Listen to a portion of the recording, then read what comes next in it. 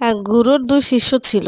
একদিন হঠাৎ করে গুরুর কাছে ১ম শিষ্য এসে বলে, "গুরু, আপনি আপনার ২য় শিষ্যকে কেন আমার থেকে বেশি ভালোবাসেন? ১ম তো আমি আপনার কাছে বায়াত হইছি। তাহলে তো আমার প্রতি আপনার ভালোবাসাটা বেশি হওয়া উচিত।" তখন গুরু বলেন, "তুই জানতে চাস আমি কেন ওকে এত বেশি ভালোবাসি?" তখন গুরু ২ শিষ্যকে একই সাথে ডাকলেন। ডেকে বললেন, "তোরা বাজারে যা।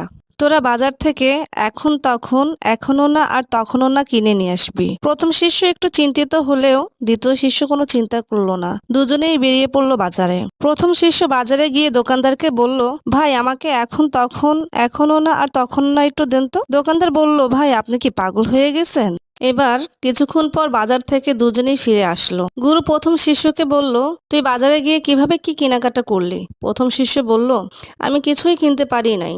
সবাই আমাকে পাগল বলে।" ২য় শিষ্যকে বলল, "এবার তুই বল।"